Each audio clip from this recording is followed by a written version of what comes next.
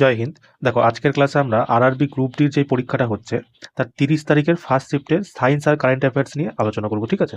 তোমরা যারা যারা পরীক্ষাটা দিয়ে নিয়েছো তাদের তোমার অ্যান্সারগুলো মিলিয়ে নাও। যারা পরীক্ষাটা নেক্সট শিফটগুলোতে দিবে তাদেরকে বলবো কি ক্লাসটা শুরু থেকে শেষ অবধি করো। ঠিক আছে? অনেক কোশ্চেন রিপিট হচ্ছে, নতুন তো কিছু বলার নাই। প্লাস কিছু কিছু আমি তোমাকে এক্সট্রা ফ্যাক্ট বলে দেবো, সেখান থেকেও তোমাদের প্রশ্ন আসছে, তাই না? তো চলো শুরু করা যাক। দেখো, আজকের প্রথম প্রশ্ন যেটা ছিল, বলছে 2025 সালের জুন মাসে অনুষ্ঠিত ভারতীয় রিজার্ভ ব্যাংকের 55তম মুদ্রানীতি কমিটির সভায় কে সভাপতিত্ব করেছিলেন? এটা করেছিলেন কে বলুন তো? আরবিআই এর যে গভর্নর আছে, আরবিআই গভর্নর। ঠিক আছে? আরবিআই গভর্নর এইটার সভাপতিত্ব করেছিলেন। আর আরবিআই গভর্নর কে আছে? আমাদের সঞ্জয় মালোত্রা। ঠিক আছে? তোমরা যারা যারা সঞ্জয় মালোত্রা করে এসছো একদম তোমাদের সঠিক আছে।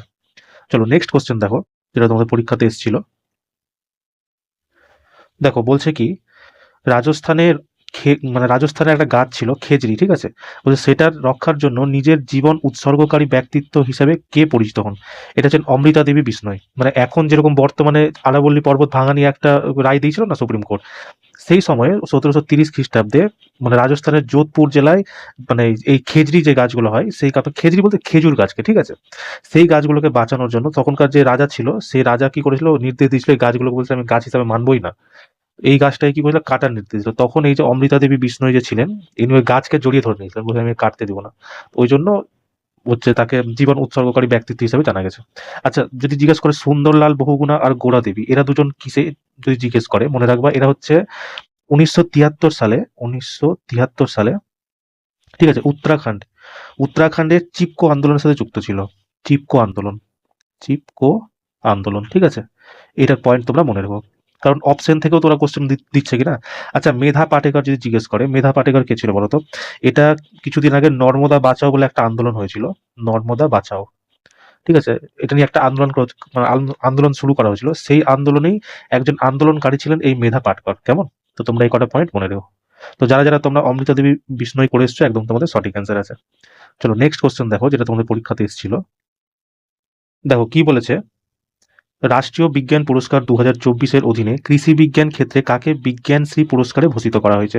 ঠিক আছে, এটা তোমরা মনে রাখবা, doctor Anandram Krishnan C K দেওয়া হয়েছে 2024-এর জন্য। আর যদি তোমাকে 2025 জিজ্ঞেস করে, 2025 কেমন, তোমরা মনে রাখবা জ্ঞানেন্দ্র প্রতাপ সিং, জ্ঞানেন্দ্র প্রতাপ সিং। কেমন? এটা তোমরা মনে রাখবে, এটা তোমাদের হয়তো আসতে পারে, কারণ 2024 জিজ্ঞেস করে, 2025 জিজ্ঞেস করতেই পারে। আচ্ছা, যদি জিজ্ঞেস করে ডক্টর গোবিন্দ রাজন পদ্মনাভন ইনি কোন মানে পুরস্কার পেয়েছেন, তোমরা মনে রাখবে বিজ্ঞান রত্ন। ঠিক আছে? বিজ্ঞান রত্ন। কেমন? আর এই যে স্বরূপ কুমার পারিদা এবং ডক্টর কৃষ্ণমূর্তি এসএল, ঠিক আছে, এরা এরা মনে রাখবা, এরা দুজন বিজ্ঞান মানে সায়েন্স ইউবা। ঠিক আছে? বাংলায় যদি বলি বিজ্ঞান ইউবা, YUVA, এরা দুজন, এই দুজন পেয়েছিল। ঠিক আছে? তো তোমরা এই 4টা পয়েন্ট তোমরা মনে রাখতে পারো। এখান থেকে তোমাদের 2025টা তোমরা বেশি করে মনে রাখবো, কারণ এটা তো তোমাদের খুব চান্সেস আছে, ধরো 90% চান্স আছে তোমাদের পরের শিফটে এই প্রশ্নটা আসার। কেমন? চলো নেক্সট কোশ্চেন দেখো, যেটা তোমাদের পরীক্ষাতে এসেছিল। দেখো কি বলছে, জার্মানির মিউনিখে অনুষ্ঠিত 2024-25 ইউএফা চ্যাম্পিয়ন্স লিগের শিরোপা কোন ফুটবল ক্লাব জিতেছে? এটা জিতেছে প্যারিস সেন্ট জার্মেইন। ঠিক আছে? যদি বলে কাকে হারিয়েছে, তোমরা মনে রাখবা ইন্টার মিলানকে, ইন্টার মিলান। ঠিক আছে? ইন্টার মিলানকে হারিয়েছে। কততে হারিয়েছে? 5-0 গোলে হারিয়েছে। কেমন? আর যদি বল ম্যান অফ দ্য ম্যাচ কে ছিল, প্যারিসের সেন্ট জার্মেনের ডেসিরে ডুকে, ঠিক আছে, ম্যান অফ দ্য ম্যাচ নির্বাচিত হয়েছিল। কেমন? এই কটা পয়েন্ট তোমরা মনে রাখবা। আর যদি জিজ্ঞেস করে এটা কততম সংস্করণ ছিল, মনে রাখবা 70তম সংস্করণ ছিল। ঠিক আছে? চলো নেক্সট কোশ্চেন দেখো, যেটা তোমাদের পরীক্ষাতে এসেছিল। দেখো বলছে কি, 2025 সালের ব্যাংক অ্যাকাউন্টে মনোনয়ন সুবিধা উন্নত করার জন্য এবং আমানতকারীদের একটি অ্যাকাউন্টে সর্বোচ্চ 4 জন মনোনীত ব্যক্তি যোগ করার অনুমতি দেওয়ার জন্য কোন আইনটি প্রাথমিকভাবে সংশোধন করা হয়েছে? এটা মনে রাখবা ব্যাংকিং আইন নিয়ন্ত্রণ আইন 1949। ঠিক আছে? এটা যদি জিজ্ঞেস করে কার্যকর কবে থেকে করা হয়েছিল, কার্যকর হচ্ছে 1লা নভেম্বর 2025, 1লা নভেম্বর 2025। কেমন? এটা তোমরা মনে রাখবো। তো সঠিক অ্যান্সার হচ্ছে যারা যারা করে এসছো 1949, একদম তোমাদের কারেক্ট আছে। চলো নেক্সট কোশ্চেন দেখো, যেটা তোমাদের পরীক্ষাতে এসেছিল। দেখো বলছে কি, 2025 সালের সেপ্টেম্বরে সৌদি আরব কোন দেশের সাথে একটি ঐতিহাসিক কৌশলগত পারস্পরিক প্রতিরক্ষা চুক্তি SMDA স্বাক্ষর করে, যার অধীনে যে কোনো জাতির উপর আক্রমণ উভয়ের আক্রমণ হিসেবে বিবেচিত হবে? মানে বলতে চাইছিল কি, যে একটা দেশ ছিল, ওই দেশের উপর যদি আক্রমণ করা হয়, সৌদি আরব সেটাকে নিজের উপর আক্রমণ ভাববে। আর সেই দেশটা কোন দেশ জানো? আতঙ্কবাদী। চলো নেক্সট কোশ্চেন দেখো, যেটা আমাদের পরীক্ষাতে এসেছিল। দেখো এই কোশ্চেনটা মানে আমি আজকে নিয়ে টোটাল 5 বার তোমাকে একই কোশ্চেন পড়াচ্ছি আর একই অ্যান্সার, মান্ডো ডুপ্লেন্টিস লরিয়েস অ্যাওয়ার্ড, তাই না? প্রতিদিন দেখবা এখান থেকে তোমাদের প্রশ্ন আসে। তো এটা তোমাকে কি জিজ্ঞেস করছে, লরিয়াস অ্যাওয়ার্ডস ফর 2025 কাকে বর্ষসেরা ক্রীড়াবিদ পুরস্কার দেওয়া হয়েছিল? মন্টো ডুপ্ল্যান্টিসকে। আর যদি বলে কবে এটা শুরু হয়েছিল, মানে ঘোষণা কবে হয়েছিল, 21শে এপ্রিল 2025, ঠিক আছে? 21শে এপ্রিল 2025 কোথায় হয়েছিল তোমরা মনে রাখবে, স্পেনের রাজধানী ম্যাড্রিডে। স্পেনের রাজধানী ম্যাড্রিড, ঠিক আছে? এটা তোমরা মনে রাখবা। আর এই আমি তোমাকে বলছিলাম যে লরিয়াস ওয়ার্ল্ডের মানে ওয়ার্ল্ডের যে স্পোর্টসের যে চার্টটা আছে, সেই চার্টটা আমি তোমাকে দিয়েছিলাম, বলেছিলাম পুরোটা তোমরা মনে রাখবা, এখান থেকে 1 নম্বর কনফার্ম তোমাদের আসবে, তাই না? দেখো, বিশ্ব ক্রীড়াবিদকে মন্ডো ডুপ্ল্যান্টিস, এটা নিয়ে আজকে নিয়ে 5 বার এসছে এই কোশ্চেনটা। যদি মহিলাদের মধ্যে জিজ্ঞেস করে, সাইমন বাইলস। বিশ্বসেরা দল রিয়াল মাদ্রিদ। বর্ষসেরা সাফল্য কে পেয়েছে, ইয়ামাল। বর্ষসেরা প্রত্যাবর্তন কি, আন্দ্রেদ। প্রতিবন্ধী ক্রীড়াবিদ কি, জিয়াং ইউয়ান। বর্ষসেরা অ্যাকশন স্পোর্টস পার্সন কে, Tom Pidcock. Sports for good award কে পেয়েছে, Kick for Life. Sporting icon পুরস্কার কে পেয়েছে, রাফেল নাদাল। আত্মজীবন সম্মাননা পুরস্কার পেয়েছে কেলি প্লাস্টার। তার মধ্যে এই কোশ্চেনটা চলে এসছে। তারপর রিয়াল মাদ্রিদ চলে এসছে। আর কোনটা এসছে, এই মন্টো ডুপ্লেন্টিস তো চলেই এসছে। রাফেল নাদাল চলে এসছে। তো 4টা কোশ্চেন চলে এসছে, এই কোশ্চেনটা 5 বার এসছে, মন্টো ডুপ্লেন্টিস। এটা তোমরা ভালো করে, এটা ভিভিআই, ঠিক আছে? এটা ভালো করে তোমরা মনে করে রাখবা। 1 নম্বর তোমার ফ্রিতে 1 নম্বর দিয়ে যাবে। চলো নেক্সট কোশ্চেন দেখো, যেটা তোমাদের পরীক্ষাতে এসেছিল। দেখো বলছে কি, 2025 সালে কোন ভারতীয় ফুটবল খেলোয়াড়কে পদ্মশ্রী পুরস্কারে ভূষিত করা হয়েছে? এটা সঠিক অ্যান্সার হচ্ছে আই এম বিজয়ন, ঠিক আছে? আই এম বিজয়নকে দেওয়া হয়েছে। আর এবার টোটাল কাকে কাকে দেওয়া হয়েছে দেখো, পি আর রাজেশকে দেওয়া হয়েছে পদ্মভূষণ। রবিচন্দ্র অশ্বিনকে দেওয়া হয়েছে পদ্মশ্রী। আই এম বিজয়নকে পদ্মশ্রী দেওয়া হয়েছে। প্যারা তীরন্দাজ হরবিন্দর সিংকে পদ্মশ্রী দেওয়া হয়েছে। সত্যপাল সিংকে তোমার পদ্মশ্রী দেওয়া হয়েছে, ঠিক আছে? এগুলো তোমরা এই চারটাও তোমরা মনে রাখো। এই চারটা থেকে আজকে নিয়ে দ্বিতীয়বার প্রশ্ন এলো। এর আগের দিন তোমরা মনে করো এখান থেকে কোন কোশ্চেনটা এসেছিল, এই যে প্যারা প্যারা তীরন্দাজ হরবিন্দর সিং তোমাদের চলে এসছে, পি রাজেশ তোমাদের চলে এসছে, বিজয়ন তোমাদের চলে এসছে। এখন এই অশ্বিন আসেনি আর সত্যপাল সিং আসেনি, ঠিক আছে? তোমরা মনে রাখবা যে পদ্ম পুরস্কার যে এবার ভারতবর্ষে হয়েছে, টোটাল কতজনকে দেওয়া হয়েছে বলতো, 139 জনকে, ঠিক আছে? এর মধ্যে যদি বলে পদ্ম বিভূষণ, ঠিক আছে, পদ্ম বিভূষণ যদি বলে টোটাল 7 জনকে দেওয়া হয়েছে। পদ্মভূষণ যদি বলে সেটা মনে রাখবো তোমরা 19 জনকে দেওয়া হয়েছে। আর পদ্মশ্রী যদি তোমরা জিজ্ঞেস করে, টোটাল 113 জনকে দেওয়া হয়েছে, ঠিক আছে? এই পয়েন্টটাও তোমরা মনে রেখো। চলো নেক্সট কোশ্চেন দেখো, যেটা তোমাদের পরীক্ষাতে এসেছিল। দেখো কি বলছে, প্রতি বছর কোন তারিখে আন্তর্জাতিক পরিবার দিবস মানানো হয়? এটা হচ্ছে 15ই মে তোমাদের আন্তর্জাতিক পরিবার দিবস মানানো হয়, ঠিক আছে? আর যদি 1লা মে জিজ্ঞেস করে, মানে পরবর্তী শিফট যদি আসে যে 1লা মে কি পালন করা হয়, মনে রাখবা শ্রমিক দিবস, ঠিক আছে? শ্রমিক দিবস মানে ওয়ার্ল্ড লেবার ডে। আচ্ছা, 5ই জুন যদি তোমাকে জিজ্ঞেস করে, মনে রাখবা বিশ্ব পরিবেশ দিবস, ঠিক আছে? মানে হচ্ছে ওয়ার্ল্ড এনভায়রনমেন্ট ডে, কেমন? 11ই জুলাই যদি তোমরা জিজ্ঞেস করে, 11ই জুলাই কি আছে তোমরা মনে রাখো, ওয়ার্ল্ড পপুলেশন ডে। এই তোমরা 3টা মনে রাখবা, কারণ অপশন থেকে দেখবা এই বাকি 3টা থেকে, যেহেতু এর আগের দিনও একটা ডে এসেছিল যে কি নাম যেন, 12ই জানুয়ারি কি কোন দিবস পালন করা হয়, আজকেও দেখো ডেট এসছে, আজকে 2খানা ডেট এসছে, একটা এটা আরেকটা ডেট আছে। তাই তোমরা এই আন্তর্জাতিক পরিবার দিবস কোন দিন মানা হয়, 15ই মে, ঠিক আছে? 5ই জুন কি মানানো হয়, ওয়ার্ল্ড এনভায়রনমেন্ট ডে। 11ই জুলাই কি মানানো হয়, ওয়ার্ল্ড পপুলেশন ডে। 1লা মে কি মানানো হয়, শ্রমিক দিবস। এটা তো সবাই জানি আমরা, তাই না? চলো নেক্সট দেখো, এটা যদি জিজ্ঞেস করে, চলো থিম আসবে না, এটা আসলে এটাই আসতে পারে। তবু তোমরা থিমটা পিডিএফ দিয়ে দেবো, পিডিএফ পড়ে নিও, কেমন? চলো নেক্সট কোশ্চেন দেখো, যেটা তোমাদের পরীক্ষাতে এসেছিল। দেখো আরেকটা ডেট এসেছিল, ফার্স্ট শিফটেই এসেছিল আজকে, যে ভারতের প্রতি বছর জাতীয় বিজ্ঞান দিবস কবে মানানো হয়? তোমরা মনে রাখবা জাতীয় বিজ্ঞান দিবস 28শে ফেব্রুয়ারি মানা হয়। কেন মানানো হয় জানো? কারণ 1928 সালে সিভি রমন রমন এফেক্ট আবিষ্কার করেছিল, ওই জন্য একে নোবেল দেওয়া হয় ওই দিন 28শে ফেব্রুয়ারি। ওই জন্য জাতীয় বিজ্ঞান দিবস মানানো হয়। আর কি রমনের ওই টিন্ডল প্রভাব বলেছিলাম, যে দুধ আছে, এর মধ্যে দুধ আছে, এখান থেকে লাইট মেরেছিল, এটা পার করতে পারেনি, এটাই হচ্ছে রমন এফেক্ট। এটার জন্যই ওকে নোবেল দেওয়া হয়েছিল, ঠিক আছে? এটা মনে রাখবা। দেখো 12ই জানুয়ারি তোমাদের চলে এসছে কি, youth day, YUTHDAY, youth day. 15ই আগস্ট আমরা সবাই জানি ভারতের কি স্বাধীনতা দিবস, স্বাধীনতা দিবস। আচ্ছা 10ই নভেম্বর কি হয় বলতো? 10ই নভেম্বর হচ্ছে বিশ্ব বিজ্ঞান দিবস। এটা যেমন জাতীয় বিজ্ঞান দিবস, এটা হচ্ছে বিশ্ব বিজ্ঞান দিবস, বিশ্ব বিজ্ঞান দিবস, কেমন? এটাও তোমরা মনে রাখবা। তো এই 3টা পয়েন্ট যেটা এক্সট্রা বললাম, 3টাই তোমরা মনে রেখো, ঠিক আছে? চলো নেক্সট কোশ্চেন দেখো, যেটা তোমাদের পরীক্ষাতে এসেছিল। দেখো বলছে কি, 2025 সালের মে মাসে ভারতের বীমা নিয়ন্ত্রক ও উন্নয়ন কর্তৃপক্ষ IRDAI কোন আইন লঙ্ঘনের জন্য মূলত একো জেনারেল ইন্স্যুরেন্সের উপর 1 কোটি টাকার জরিমানা আরোপ করেছিল? এটা একটা রিপিটেড প্রশ্ন, এর আগেও প্রশ্নটা এসেছে। এটা হচ্ছে বিমা আইন 1938। কেমন? এটা তোমরা মনে রাখবা, বিমা আইন 1938 যারা যারা করে এসছো একদম তোমাদের সঠিক অ্যান্সার আছে। ঠিক আছে, চলো নেক্সট কোশ্চেন দেখো, যেটা তোমাদের পরীক্ষাতে এসেছিল। দেখো বলছে কি, খেলো ইন্ডিয়া স্কিমের অধীনে এখন পর্যন্ত ভারত জুড়ে কতটি খেলো India state centre of excellence প্রতিষ্ঠিত হয়েছে? এটা হচ্ছে টোটাল 34টা। ঠিক আছে, এটা তোমরা মনে রাখবা, 34টা। এখন পর্যন্ত টোটাল কটা খোলা হয়েছে? 25টা অলরেডি খোলা হয়ে গেছে। কত তারিখ পর্যন্ত? এপ্রিল 2025 অব্দি। ঠিক আছে, এপ্রিল 2025। কটা? 25টা খোলা হয়ে গেছে। টোটাল খোলার কথা কতটা আছে? 34টা খোলার কথা আছে। কেমন? এটা তোমরা মনে রাখবা। চলো নেক্সট কোশ্চেন দেখো, যেটা তোমাদের পরীক্ষাতে এসেছিল।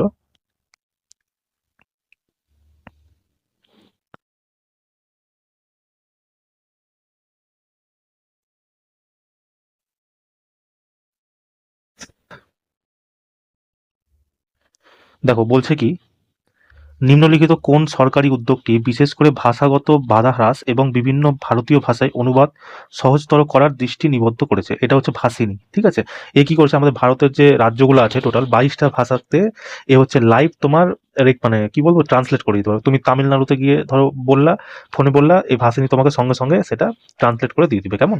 এরকম মানে ভাষাটাকে মানে সহজতর করার জন্য এটাকে তোমার ভাসিনীটাকে চালানো হয়েছে। কেমন? তোমরা মনে রাখবা। চলো নেক্সট কোশ্চেন দেখো, যেটা তোমাদের পরীক্ষাতে এসেছিল।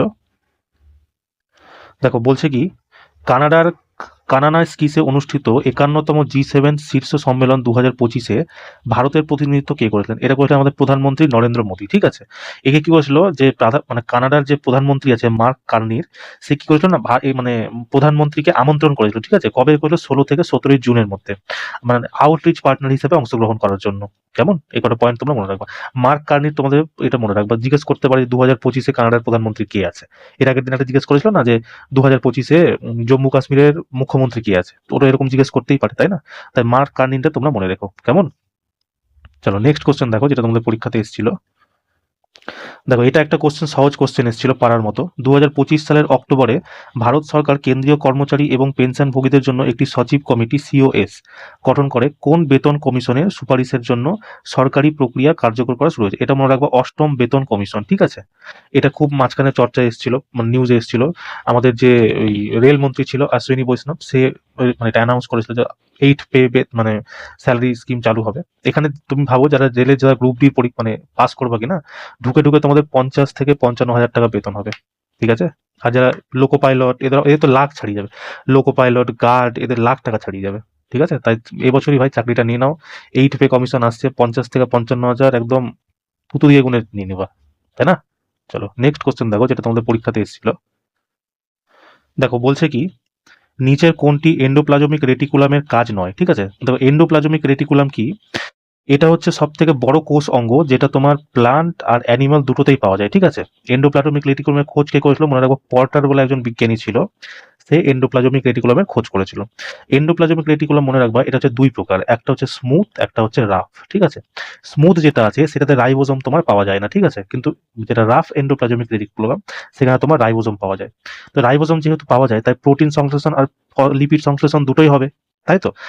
এবার ডিএনএ সংশ্লেষণ আর ডিটক্সিফিকেশন। ঠিক আছে, ডিএনএ সংশ্লেষণ তোমরা মনে রাখবা, এটা ক্রোমোজোম দ্বারা হয়, ক্রোমোজোম। ঠিক আছে, ক্রোমোজোম দ্বারা হয়।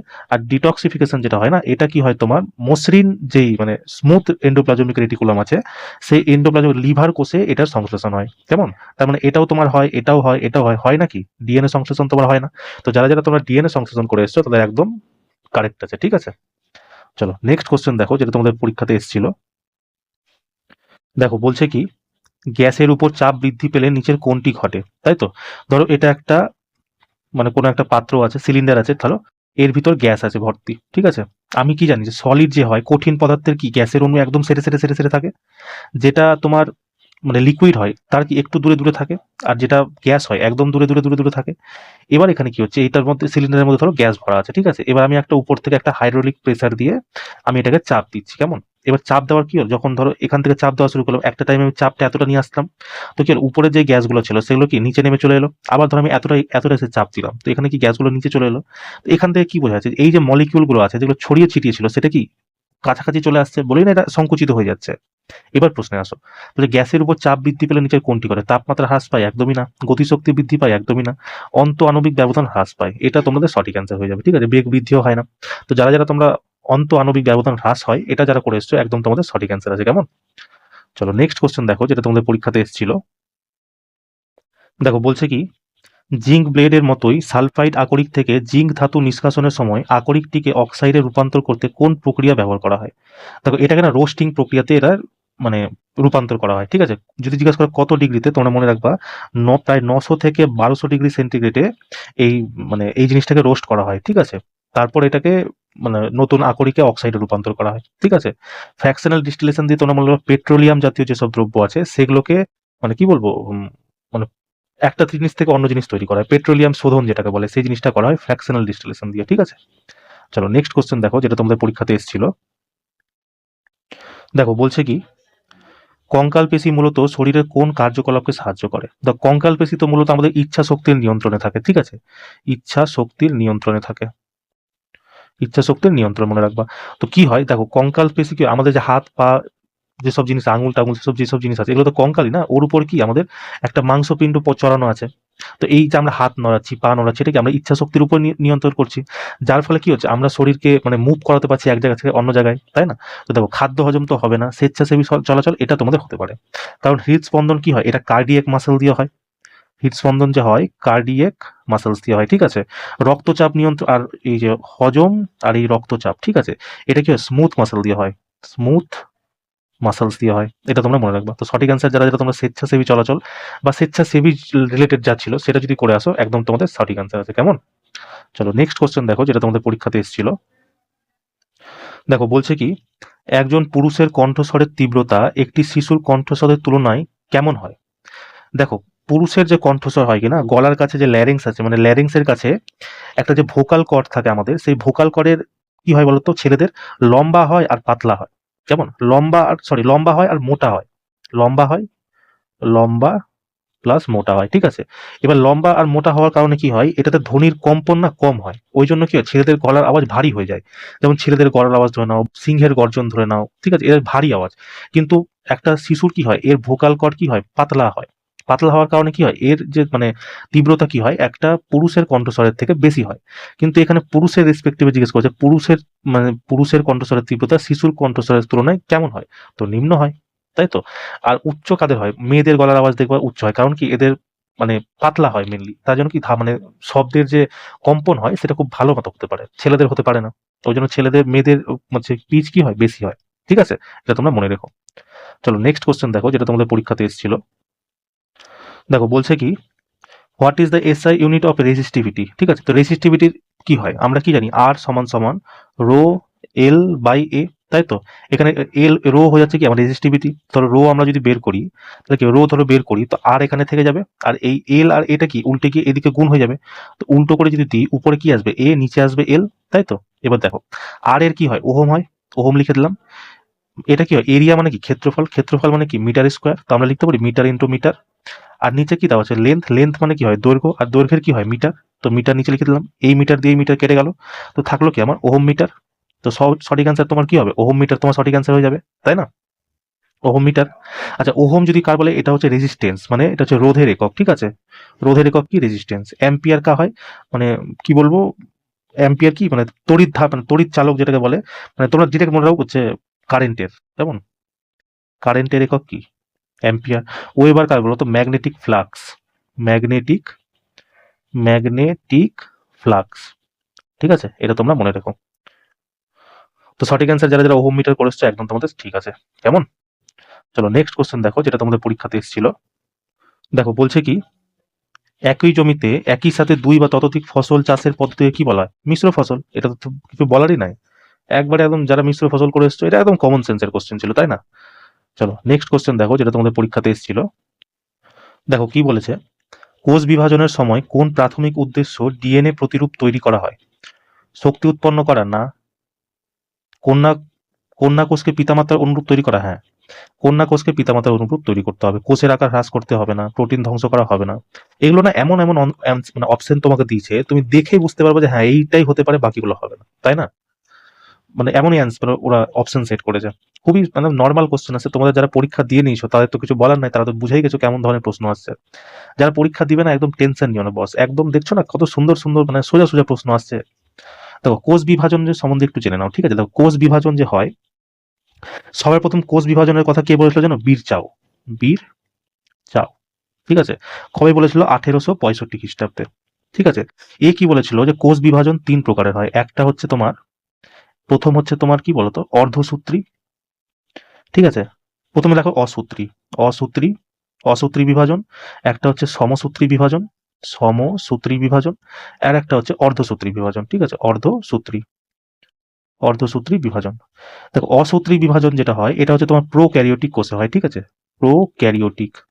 আর সমসূত্রী অর্ধসূত্রী যেটা হয় এটা তোমাদের, এই সমসূত্রী হয় তোমার সোম্যাটিক কোষে, ঠিক আছে? মানে ওই ভেজিটেটিভ বলে না, বলছিলাম না ভেজিটেটিভ রিপ্রোডাকশন যারা করে, কেটে লাগিয়ে দিতে হয় যে সেদের, মানে এটা হচ্ছে সোম্যাটিক, ঠিক আছে? সোম্যাটিক। আর এটা হচ্ছে কি ইউক্যারিওটিক, ইউক্যারিওটিক, ইউক্যারিওটিক মনে রাখবা। ইউক্যারিওটিক, এটা ইউক্যারিওটিক, এটা প্রোক্যারিওটিক, এটা সোম্যাটিক সেলের জন্য। অসূত্রী বিভাজনে কি হয় বলতো? একটা মাতৃকোষ থেকে দুখানা পুত্রীকোষের নির্মাণ হয়, মানে কন্যা কোষের নির্মাণ হয়। সোম্যাটিকেও সেম, যে একটা মাতৃকোষ থেকে দুটা কন্যা সন্তানের নির্মাণ হয়। কিন্তু অর্ধসূত্রী কি? এটা ইউক্যারিওটিক, আমাদের কথা বলছে, এটা অর্ধসূত্রী বিভাজন আমরাই করি। এখানে কি হয়? এটা কেবল কি বলতো জনন, মানে কি বলতো সেক্সুয়াল রিপ্রোডাকশন যারা করে তাদেরই হয়। আর এখানে তো তোমার কোনো গ্যারেন্টি নাই না যে একসাথে দুটো হবে না তিনটা হবে, কিন্তু মিনিমাম একটা তোমার হবেই, ঠিক আছে? যদি তোমাকে জিজ্ঞাসা করে সমসূত্রী বিভাজনের খোঁজ কে করেছিল, তোমরা বলে দেবো ওয়াল্টার ফ্লেমিং, ওয়াল্টার ফ্লেমিং, কেমন? আর যদি বলে অর্ধসূত্রী বিভাজনের খোঁজ কে করেছিল, মনে রাখবা ফরমার আর হচ্ছে মুরে, ফরমার প্লাস মুরে। ফরমার আলাদা পার্সন, মুরে হচ্ছে আলাদা পার্সন, ঠিক আছে? এই কটা পয়েন্ট তোমরা মনে রেখো, ঠিক আছে? চলো নেক্সট কোশ্চেন দেখো, যেটা আমাদের পরীক্ষাতে এসেছিল। দেখো বলছে কি, মিশ্র সোনা এবং রূপা কার্যকরভাবে পৃথক করার জন্য প্রাথমিকভাবে কোন শিল্প পদ্ধতি ব্যবহার করা হয়? ইলেকট্রোলাইসিস, তাই না? কি করা হয়? একটা ভোল্টামিটার নেওয়া হয়, ওর মধ্যে একটা ক্যাথোড থাকে, একটা অ্যানোড থাকে। অ্যানোড কি থাকে? অ্যানোড থাকে তোমার হচ্ছে প্লাস, এটাকে ধরুন অ্যানোড নিয়ে ফেললাম প্লাস, ক্যাথোড হচ্ছে তোমার মাইনাস, ঠিক আছে? এভাবে থাকে। এর মধ্যে একটা তড়িৎ নেওয়া, মানে কি বলবো, লিকুইড একটা পদার্থ নেওয়া হয়। এখানে কি নেওয়া হয় বলতো? এর মধ্যে যেটা নেওয়া হয় সোনার ক্লোরাইড নেওয়া হয়, ঠিক আছে? সোনার ক্লোরাইড নেওয়া হয়। এবার কি হয়? এর মধ্যে বিদ্যুৎ প্রবাহ করা হয়। বিদ্যুৎ প্রবাহ করার পর কি হয়? যে চাঁদি আছে না, সেটা তোমার ক্যাথোডে চলে যায়। এখানে তো ক্যাথোড, সরি, চাঁদি হচ্ছে তোমার অ্যানোডে চলে যায়। চাঁদি তোমার অ্যানোডে চলে যায়। আর সোনা কোথায় চলে যায়? ক্যাথোডে। ঠিক আছে? সোনা তো চলে যায় তোমার ক্যাথোডে। এইভাবে তোমাদের করতে হয়। আর এটা কি করে বলতো? মানে কি বলবো? মানে শুদ্ধতা বেশি এটাকে, মানে এটা দিয়ে বেশি শুদ্ধতার সাথে তোমার মানে নিষ্কাশন করা যায়। ঠিক আছে? ওইজন্য এই ইলেক্ট্রোলাইটিক প্রক্রিয়াটাই মানে ম্যাক্সিমাম, মানে 99% জায়গায় এটাই ব্যবহার করা হয়। ঠিক আছে? তড়িৎ বিশোধন বিধি। এটাকে ইংরেজিতে বলে ইলেকট্রোলাইসিস। কেমন? চলো নেক্সট কোশ্চেন দেখো, যেটা তোমাদের পরীক্ষাতে এসেছিল। তো এটা সঠিক অ্যান্সার কি? তড়িৎ বিশোধন বিধি। চলো দেখো কি বলছে। মেন্ডেল তার মনোহাইব্রিড ক্রসের ভিত্তি করে প্রথম কোন সূত্র আবিষ্কার করেছিল? দেখো মনোহাইব্রিড ক্রসে না দুটো সূত্র মানে ওরা আবিষ্কার করেছিল। একটা হচ্ছে law of segregation, law of segregation, segregation, ঠিক আছে? সেগ্রিগেশন। আর একটা ছিল কি? Law of dominance, law of dominance, dominance, ঠিক আছে? তো দেখো এই সেগ্রিগেশনের বাংলা মানে কি জানো? এই সেগ্রিগেশনের বাংলা মানে হচ্ছে পৃথকীকরণের আইন। তো তোমরা যারা পৃথকীকরণের আইন করে এসছো, একদম তোমাদের সঠিক অ্যান্সার। ঠিক আছে? এখানে কি করতো? এই যে F1 পিরিতে যেটা তৈরি হতো সেটা কি 3:1 অনুপাতে ভাগ হয়ে যেত। ল অফ ডমিনেন্স কি ছিল? একটাই, মানে কি বলবো, একটা গাছের মধ্যে একটা প্রভাবী নিয়েছিল ডমিনেন্স, আর একটা নিয়েছিল কি রেসিসিভ, মানে কি অপ্রভাবী। ঠিক আছে? যখন এদের মধ্যে যখন মার্চ করালো তখন কি দেখালো? প্রভাবী যেই মানে লক্ষণটা ছিল সেটা বেশি ফুটে উঠেছে, কিন্তু অপ্রভাবী যে সেটা একদম মুছে যায়নি, সেটা কি চাপা পড়ে গেছে, ডমিনেট করে দিচ্ছে, মানে একে হারিয়ে দিয়েছে। ঠিক আছে? তো এটা হচ্ছিল ল অফ ডমিনেন্স। সেগ্রিগেশনে কি ছিল? এই মানে ভাগ হয়ে গেছিল 3:1 অনুপাতে। কেমন? তো সঠিক অ্যান্সার হচ্ছে পৃথকীকরণের আইন। পরবর্তী শিফটে তোমার ল অফ ডমিনেন্সও দিতে পারে, সেখানে এটাও মনে রাখবা। ঠিক আছে? চলো নেক্সট কোশ্চেন দেখো, যেটা তোমাদের পরীক্ষাতে এসেছিল। দেখো কি বলছে। অ্যামিবা এবং ব্যাকটেরিয়ার মধ্যে বাইনারি ফিশন সংঘটিত হওয়ার বিষয়ে নিম্নলিখিত কোন বিবৃতিটি ভুল? তো তোমরা আগে জেনে নাও বাইনারি ফিশনে হয় কি। বাইনারি ফিশন একটা হচ্ছে কি অযৌন প্রজনন, মানে কি বলবো, অ্যাসেক্সুয়াল রিপ্রোডাকশন। এটাতে কি হয়? এটাতে সিঙ্গেল প্যারেন্টস থাকে, বুঝলে তো? যেমন মানে সেক্সুয়াল রিপ্রোডাকশনে কি হয়? রিপ্রোডাকশনে একটা মেল একটা ফিমেল দরকার, এখানে কোনো রকম মেল ফিমেলের দরকার না, মানে কি সিঙ্গেল প্যারেন্ট। ঠিক আছে? সিঙ্গেল প্যারেন্ট তোমরা মনে রাখবা। আচ্ছা, এই যে বাইনারি ফিশন কাদের মধ্যে হয়, যেহেতু অযৌন প্রজননের মতো হয়, সেহেতু এখানে কি হয়, এখানে তোমার মনে রাখবা এরা এককোষী জীব যারা হয়, এককোষী জীবের মধ্যে হয়, প্লাস প্রোক্যারিওটিক যারা হয়, প্রোক্যারিওটিক জীবের মধ্যে এটা দেখা দেয়। কেমন? আর এই বাইনারি ফিশনে কি হয় বলতো, সেম জিন ধরো একটা একটা আছে, তো ধরো এটা একটা অ্যামিবা আছে, ঠিক আছে? অ্যামিবা কি করলো, নিজেকে দুই ভাগ করে নিল, এটা একটা ভাগ হয়ে গেল, এটা একটা ভাগ হয়ে গেল, এটা একটা ভাগ, এটা 2 নম্বর ভাগ। তো এই যে অ্যামিবার যে জেনেটিক্স আছে কিনা, সেম জেনেটিক্স এর মধ্যেও যাবে, এর মধ্যেও যাবে, ঠিক আছে? যেহেতু ওরা আলাদা আলাদা মানে ভাগে হয়ে গেছে, মানে এই না যে জেনেটিক্স ভাগ হয়ে যাবে, দুটাতেই সেম জেনেটিক্স থাকবে। কেমন? এটা তোমরা মনে রাখবা। উদাহরণ কি কি দিয়েছে তো, মানে বাইনারি ফিউশন করা করে অ্যামিবা ব্যাকটেরিয়া দুজন করে, ঠিক আছে? এবার চলো প্রশ্নে আসো। বলছে এটা এক ধরনের অযৌন প্রজনন, একদম ঠিক। বলছে বাইনারি ফিউশনের জন্য দুটো পিতামাতার প্রয়োজন, একদমই না। দুটো পিতামাতার কি প্রয়োজন? বলছে এতে একটি অভিভাবক কোষ দুটি অভিন্ন কন্যা কোষে বিভক্ত হয়েছে। হ্যাঁ, একটা অ্যামিবা আছে, দুইটা ভাগে ভাগ হয়ে গেল। বলছে এটি জিনগতভাবে অভিন্ন সন্তান বা ক্লোন উৎপাদন করে। হ্যাঁ, কারণ দেখো এই যে তৈরি করছে কিনা, এটা আলাদা তৈরি করছে, এই যে আলাদা তৈরি করছে, এই আলাদা হয়েও কিন্তু এটা একটা গোটাই তৈরি হবে। এমন না যে এটা আবার হাফ তৈরি হচ্ছে, এটা যখন আবার তৈরি করবে এই আবার হাফ হাফ তৈরি করবে। তো ক্লোন তো তৈরি করছে না, তো এটাও ঠিক আছে। তার মানে ভুল কোনটা দিয়েছে, এটা তো, এটা তোমার ভুল দিয়েছে। তো যারা যারা এটা করে এসছো তারা সঠিক করেছো। আর এই সব থেকে কি, এই কোশ্চেনটা রিপিটেড কোশ্চেন একটা, তোমার আমার পিছনের ক্লাস দেখবা এই সেম কোশ্চেন আমি তোমাকে করেছি। আর এই যে আমি তোমাকে আজকে যা যা পয়েন্ট বললাম, সেম আমি আগের বারও বলেছিলাম, তাই না? চলো নেক্সট কোশ্চেন দেখো, যেটা তোমাদের পরীক্ষাতে এসেছিল। দেখো কি বলছে, যদি একটি গাড়ির প্রাথমিক বেগ 180 কিলোমিটার প্রতি ঘন্টা হয় এবং 5 সেকেন্ডের জন্য ব্রেক প্রয়োগ করে এবং গাড়ির ভর 4800 কেজি হয়, তাহলে গাড়ির উপর কি বল প্রয়োগ করা হবে? দেখো আমাকে ইউ দিয়ে দিয়েছে হচ্ছে 180 কিলোমিটার প্রতি ঘন্টা, ঠিক আছে? কিন্তু বাকিগুলো যেহেতু দেখো সেকেন্ডে চেয়েছে, তো এটাকে আমি মিটার পার সেকেন্ডে করে দিই। তো 5/18 দিয়ে আমি এটা গুণ করে দিলাম। 18 দিয়ে যদি কাটি কত হচ্ছে, 50 metre per second. 50 metre per second. এবার কি বলছে যে গাড়িটাকে ব্রেক করা হয়েছে, ব্রেক করা মানে কি, অন্তিম বেগ। এবার তুমি ব্রেক মারার পর গাড়ি কি হয়, গাড়ির স্পিড একদম স্লো হয়ে যায়। তো আমি এখানে কি ধরো ব্রেক মেরেছে মানে সে থেমে গেছে, তো অন্তিম বেগ হচ্ছে 0। এবার আমাকে জিজ্ঞেস করেছে গাড়ির উপর বল প্রয়োগ করতে হবে, মানে এফ সমান সমান এম আর এ আমাকে বের করতে হবে। যার মধ্যে এম দেখো আমাকে প্রশ্নে দিয়ে দিয়েছে 4800 কেজি, এ আমাকে বার করতে হবে। তো এ বার করার জন্য কি করতে হয়, অ্যাক্সেলারেশন বার করার জন্য কি করতে হয়, অন্তিম বেগ মানে 0 মাইনাস প্রারম্ভিক বেগ, প্রারম্ভিক কত আছে 50, বাই সময়, সময় আমাকে দিয়ে দিচ্ছে কত 5 সেকেন্ড। তো 5 দিয়ে কেটে দাও, তো 5 দিয়ে আমি কাটি কত হচ্ছে -10। -10 এখানে কি রিপ্রেজেন্ট করছে, যে এটা ব্রেক মারা হয়েছে, মানে এটা অ্যাক্সেলারেশন হয়নি, এটা রিটার্ডেশন হয়েছে, ঠিক আছে? তো অ্যাক্সেলারেশনের জায়গায় আমরা রিটার্ডেশনও বলতে পারি। অ্যাক্সেলারেশন আর রিটার্ডেশন দুটো একই জিনিস। অ্যাক্সেলারেশন কি তোমার স্পিড বাড়ায়, রিটার্ডেশন তোমার স্পিড কম করে, এটাই হচ্ছে পার্থক্য। তো এখানে তুমি রেখে দাও 48, এম এর জায়গায় 4800 রেখে দাও, 8400 ইন্টু এম এর জায়গায় রেখে দাও -10। তো তোমার কত আসছে, -4, মানে 48,000 নিউটন, ঠিক আছে? যারা যারা এটা করে এসছো একদম তোমাদের সঠিক অ্যান্সার আছে। কেমন? চলো নেক্সট কোশ্চেন দেখো, যেটা তোমাদের পরীক্ষাতে এসেছিল। দেখো বলছে কি, যখন বেরিয়াম ক্লোরাইডের দ্রবণ সোডিয়াম সালফেটের দ্রবণের সাথে যোগ করা হয়, তখন কোন সাদা অবক্ষেপ তৈরি হয়? তো এরকম করেই দেখি চলো। প্রথমে কি বলছে, সোডিয়াম সালফেট Na2SO4, Na2SO4, ঠিক আছে? এটাকে আমাকে করতে বলছে কি, বেরিয়াম ক্লোরাইড BaCl2। এটা অভিক্রিয়া করার পর বলছে কি তোমার তৈরি হবে। দেখো এটা কি আছে, ডবল ডিসপ্লেসমেন্ট অভিক্রিয়া আছে, মানে কি এই সোডিয়াম কি হয়ে যাবে, ক্লোরাইডের সাথে যুক্ত হয়ে যাবে, আর বেরিয়াম কি হবে, সালফেটের সাথে যুক্ত হয়ে যাবে। তাহলে তোমার কি তৈরি করবে, BaSO4 প্লাস 2NaCl, ঠিক আছে? তো দেখো অপশনে কি কি দেওয়া আছে, বেরিয়াম, আচ্ছা তোমাকে দেখো প্রশ্নে দিয়ে দিচ্ছে সাদা অবক্ষেপ। আর দেখো তৈরি দুটোই হচ্ছে, বেরিয়াম সালফেটও তৈরি হচ্ছে, সোডিয়াম ক্লোরাইডও তৈরি হচ্ছে, ঠিক আছে? কার্বনেট আর সালফার ডাইঅক্সাইড তো হবে না। যেহেতু সাদা বলেছে, তোমরা মনে রাখবা বেরিয়াম সালফেট তোমাদের সাদা হয়, ঠিক আছে? বেরিয়াম সালফেট তোমার সাদা হয়। তো সাদা অবক্ষেপ যখনই বলবে, তোমরা মনে রাখো প্রশ্ন ধরো কোনো নেক্সট শিফটে তোমাদের পরীক্ষা দিয়ে দিল যে সাদা অবক্ষেপ কে তৈরি করে, বেরিয়াম সালফেট যেখানে থাকবে সেখানে তোমরা সঠিক অ্যান্সার মেরে দেবে। কেমন? একমাত্র বেরিয়াম সালফেটই আছে যে সাদা অবক্ষেপ তৈরি করে। কেমন? চলো নেক্সট কোশ্চেন দেখো, তাহলে এটা বুঝতে পারলো তো, বেরিয়াম সালফেট তৈরি হবে কি, এটা ডবল ডিসপ্লেসমেন্ট একটা অভিক্রিয়া। ডবল ডিসপ্লেসমেন্টে কি হয়, এটা এর সাথে যুক্ত হয়ে যায় আর এটা এর সাথে যুক্ত হয়ে যাবে, তাই তো? চলো নেক্সট কোশ্চেন দেখো, যেটা আমাদের পরীক্ষাতে এসেছিল।